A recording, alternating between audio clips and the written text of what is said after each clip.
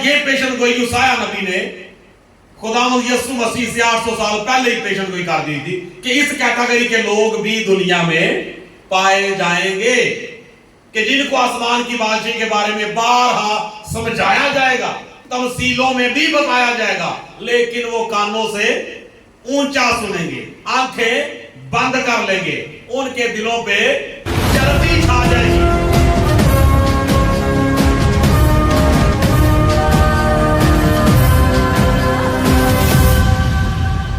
مقدس مرکز کی انجیل باب نمبر 4 آیت نمبر 30 سے 32 تک ہم پڑھیں گے۔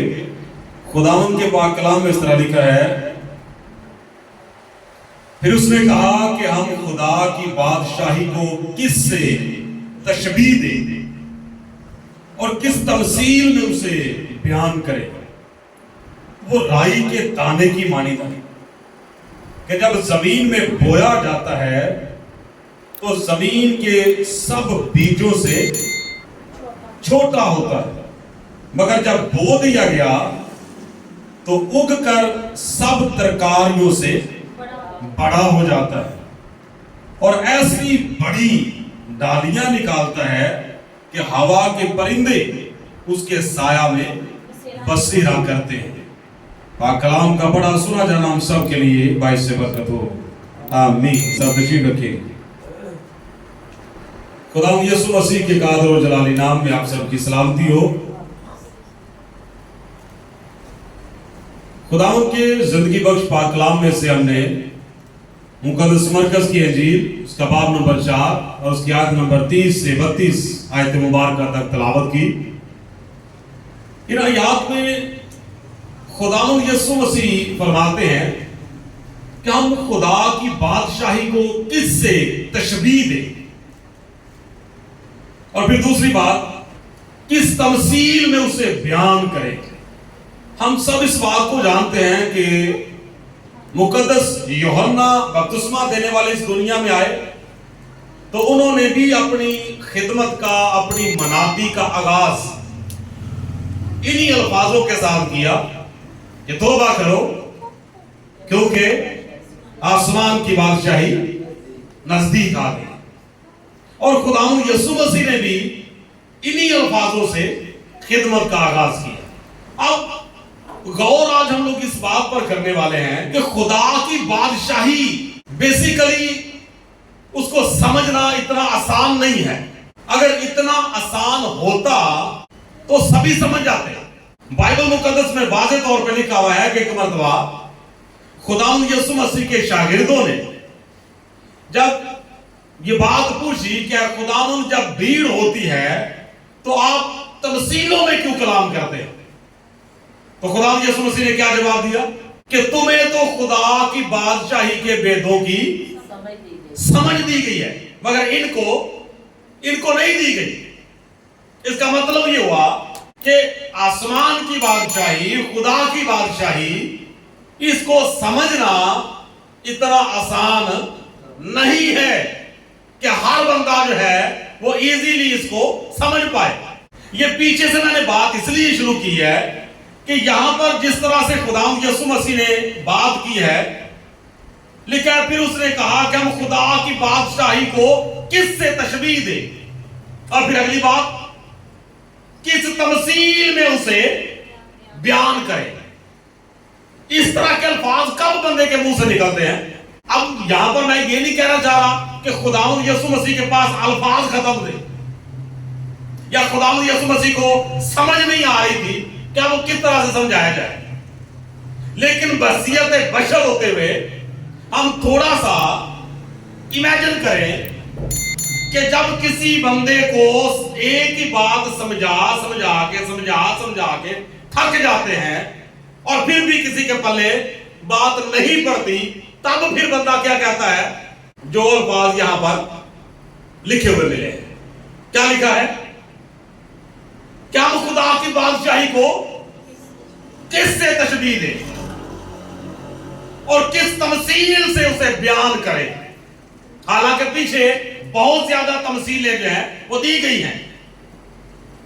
مقدس متی رسول کی انجیل کو آپ نکالیے ذرا، مقدس متی رسول کی انجیل اس کا باب نمبر 13 ہے، اور یہاں پر بات کا آغاز تو پہلی آیت مبارکہ سے ہی ہو جاتا ہے، لیکن تماثیل کا سلسلہ جو ہے وہ باقاعدہ طور پر شروع ہوتا ہے آیت نمبر 18 سے۔ مقدس متی رسول کے انجیل 13واں باب 18ویں آیت سے باقاعدہ تماثیل کا سلسلہ شروع ہوتا ہے۔ یہاں پر بھیڑ بونے والے کی تمثیل جو ہے یہ بھی خدا کی آسمان کی بادشاہی کو سمجھانے کے لیے بیان کی گئی۔ پھر اس کے بعد آیت نمبر 24 کو پڑھتے ہیں تو یہاں پر کیا لکھا ہے؟ اس نے ایک اور تمثیل ان کے سامنے پیش کر کے کہا کہ آسمان کی بادشاہی اس آدمی کی مانند ہے جس نے اپنے کھیت میں اچھا بیج بو دیا۔ پھر اس کے بعد آگے دیکھیں 31ویں آیت میں اس نے ایک اور تمثیل ان کے سامنے پیش کر کے کہا کہ آسمان کی بادشاہی اس رائی کے دانے کی مانند ہے۔ پھر اس کے بعد 33ویں آیت اس نے ایک اور تمثیل ان کو سنائی کہ آسمان کی بادشاہی اس خمیر کی مانند ہے۔ پھر اس کے بعد آیت نمبر 36 میں جی وہ تمثیل کے معنی جو ہیں وہ پوچھتے ہیں۔ پھر اس کے بعد آیت نمبر 44 آیت میں آسمان کی بادشاہی کھیت میں چھپے خزانے کی مانند ہے۔ پھر اس کے بعد پھر آسمان کی بادشاہی اس سوداگر کی مانند ہے۔ پھر اس کے بعد پھر آسمان کی بادشاہی اس بڑے جال کی مانند ہے۔ پھر کتنی تمثیلیں دے، اتنا آسان کر کے بھی خدا یسوع مسیح نے سمجھایا، لیکن ابھی تک پلے بات نہیں پڑ دی۔ آخر کار خدا یسوع مسیح کو یہ کہنا پڑ گیا کہ اب ہم خدا آسمان کی بادشاہی کو کس سے اور بھائی کس سے تشبیہ دیں؟ اتنی چیزوں سے تو تشبیہ دے کے میں نے سمجھایا، اب کس سے دیں یا کس تمثیل میں اسے بیان کریں؟ تو اس کا مطلب یہ ہوا کیوں لوگوں کو سمجھ نہیں آ رہی تھی؟ تو اس کا جواب جو ہے مقدس متی رسول کی انجیل میں ہمیں ملتا ہے اسی چیپٹر میں، بلکہ 13ویں آیت سے میں ان سے تمثیلوں میں اس لیے باتیں کرتا ہوں کہ وہ دیکھتے ہوئے نہیں دیکھتے اور سنتے ہوئے نہیں سنتے اور نہیں سمجھتے، اور ان کے حق میں یسایہ کی پیشن گوئی پوری ہوتی ہے کہ تم کانوں سے سنو گے پر ہرگز نہ سمجھو گے، اور آنکھوں سے دیکھو گے پر ہرگز معلوم نہ کرو گے، کیونکہ اس امت کے دل پر چربی چھا گئی ہے اور وہ کانوں سے اونچا سنتے ہیں اور انہوں نے اپنی آنکھیں بند کر لی ہیں، تا ایسا نہ ہو کہ آنکھوں سے معلوم کرے اور کانوں سے سنے اور دل سے سمجھے اور رجوع لائیں اور میں ان کو شفا بخشوں۔ کتنی وجوہات بتائی ہے خدا یسوع مسیح نے، اور یہ پیشن گوئی یسایہ نبی نے خداوند یسوع مسیح سے 800 سال پہلے ہی پیشن گوئی کر دی تھی کہ اس کیٹیگری کے لوگ بھی دنیا میں پائے جائیں گے کہ جن کو آسمان کی بادشاہی کے بارے میں بارہا سمجھایا جائے گا، تمثیلوں میں بھی بتایا جائے گا، لیکن وہ کانوں سے اونچا سنیں گے، آنکھیں بند کر لیں گے، ان کے دلوں پہ چربی چھا جائے گی، آنکھیں رکھتے ہوئے وہ دیکھیں گے لیکن دیکھتے ہوئے نہ دیکھیں گے، کان رکھتے ہوئے وہ سنیں گے لیکن سنتے ہوئے پھر بھی نہ سمجھیں گے۔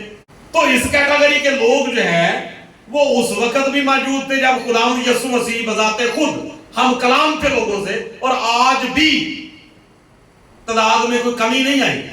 تو بمشکل پھر خداوند یسوع مسیح کو یہ کہنا ہی پڑ گیا کہ اب ہم آسمان کی بادشاہی کو کس سے تشبیہ دیں کہ سمجھ آ جائے۔ اسی وجہ سے خداوند یسوع مسیح نے کہا کہ بے اعتقاد اور کجر و نسل میں کب تک تمہارے ساتھ رہا۔ بات سمجھ میں آ گئی؟ اسی لیے یہ الفاظ جو یہاں پر بیان کیے گئے ہیں کہ اب ہم آسمان کی بادشاہی کو کس سے تشبیہ دیں۔ تو اس کا یہ مطلب ہرگز نہیں ہے کہ خداوند یسوع مسیح کے پاس الفاظ کا ذخیرہ کم پڑ گیا تھا، یہ بشری کمزوری ہے، یہ ہمارا مسئلہ ہو جاتا ہے کہ کسی بات کو سمجھانے کے لیے الفاظ کم پڑ سکتے ہیں، یا ہمیں خود نہیں سمجھ آ رہی ہوتی کہ ہم کس طرح سے اگلے بندے کو ایکسپلین کر پائیں گے۔ تو خداوند یسوع مسیح جو بذات خود مجسم کلام ہے، کیا لکھا ہوا ہے؟ اور کلام مجسم ہوا اور فضل و سچائی سے معمور ہو کر ہمارے درمیان رہا۔ تو جو بذات خود مجسم کلام ہے، اس کے پاس کلام کی الفاظ کی کمی ہو سکتی ہے، جس کے بارے میں خداوند کا بندہ خود کہے کہ خداوند میرا चुपान है मुझे कमी ना होगी। जिसका वो चुपान होता है उसको कमी नहीं होती, तो क्या उसके पास खुद कमी हो सकती है अल्फाजों की? तो ऐसा हरगिज़ नहीं है कि खुदावंद यीशु मसीह के पास अल्फाज कम पड़ गए थे और इसलिए उन्होंने कहा क्या हम आसमान की बादशाही को किस से तशबीह दें या किस तमसील में उसे बयान करें। तो दरहकीकत बात यह है कि ये जो सामने सुनने वाले लोग होते हैं उनके पल्ले कुछ नहीं पड़ रहा होता।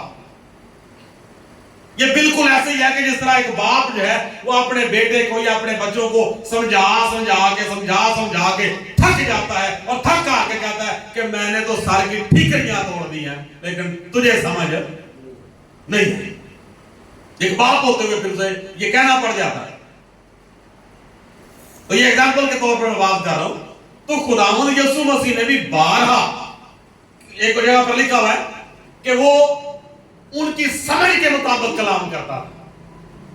ऐसा पीक का लेवल खुदावंद यीशु मसीह नहीं रखते थे कि अगले सुनने वाले बंदे के साथ ऊपर से गुजर जाए।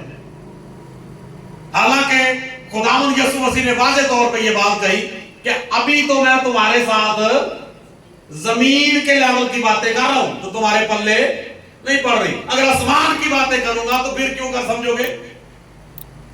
और इसी बात का जिक्र जो है वो मुकद्दस पौलुस रसूल करते हैं कि यकायक तीसरे आसमान तक परदोस में पहुंचकर मैंने वो बातें सुनी जिनका कहने आदमी को रवा नहीं।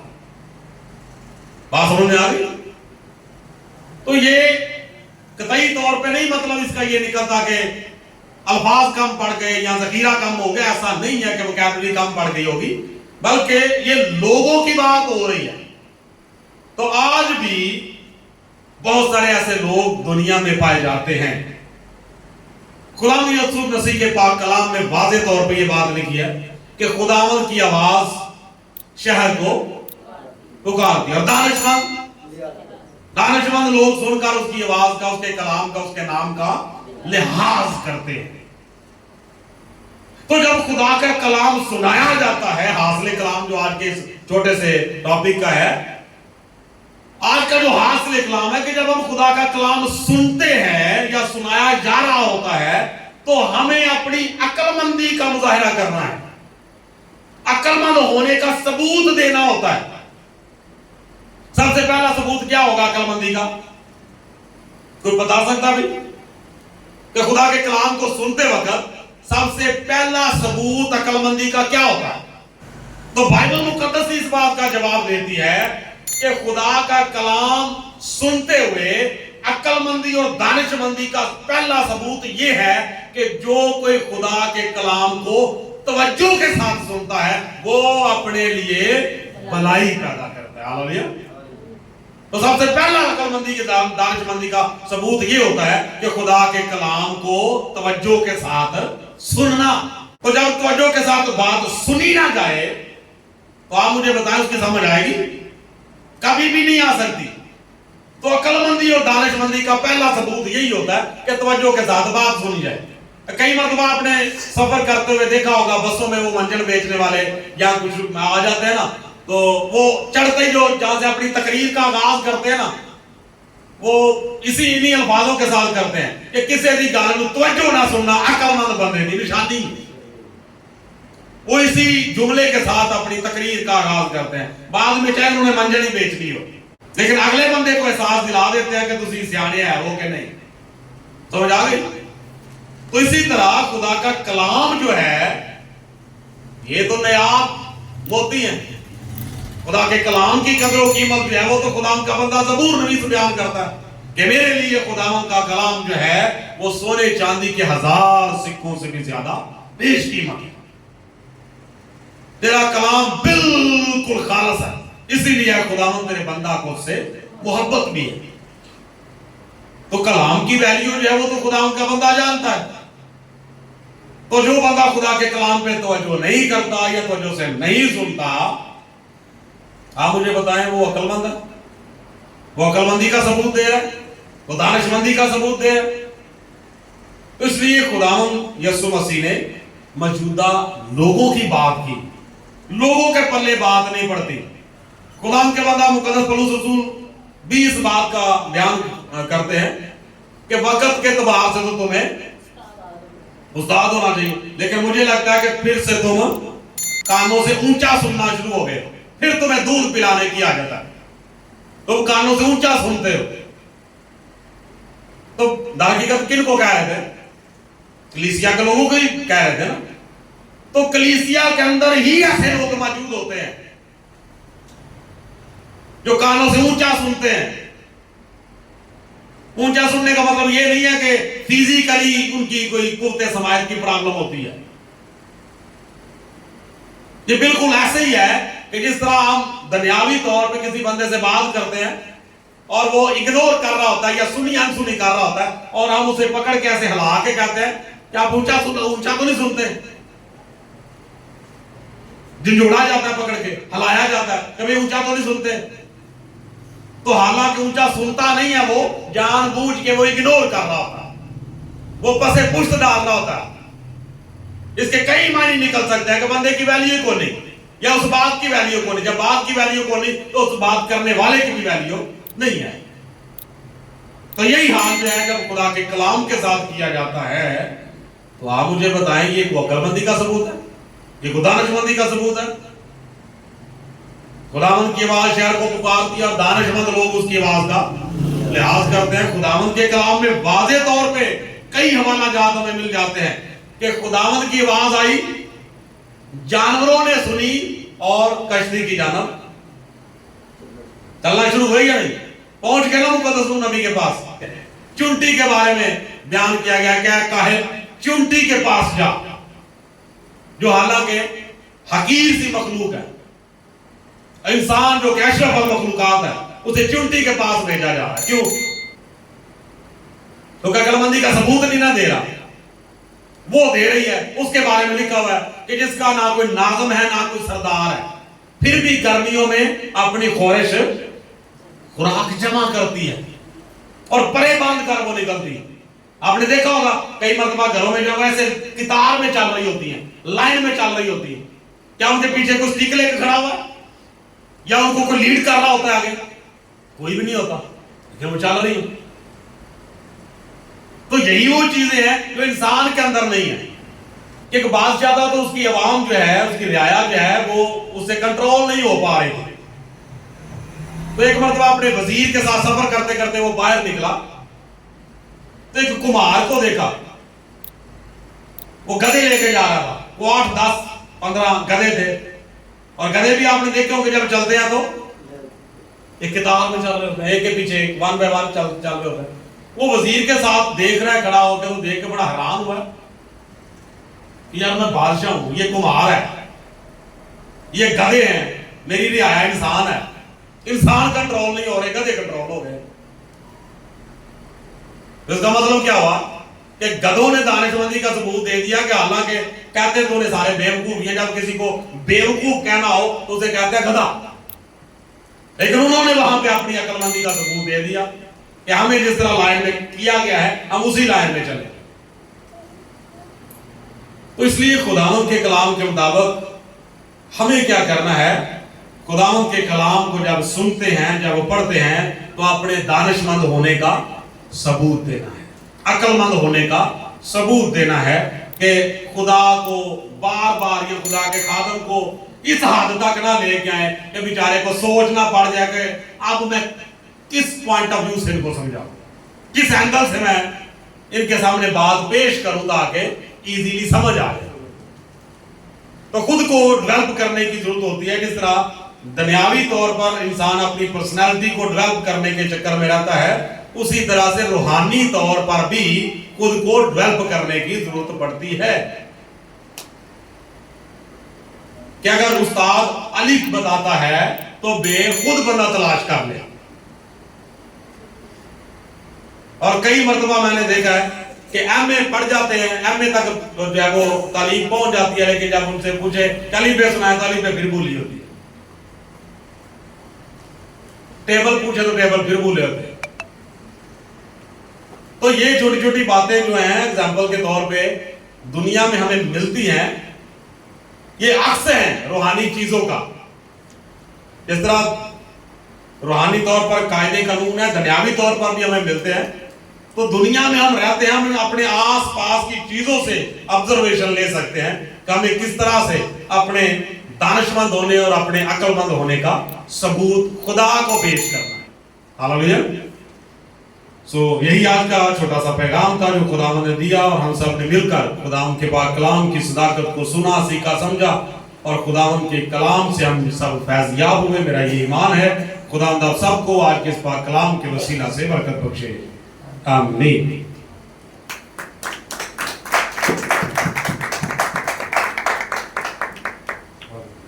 آمین. اگر آپ ہمارے چینل پر نئے ہیں تو چینل کو سبسکرائب لازمی کریں اور ویڈیو کو شیئر کریں. Thanks for watching.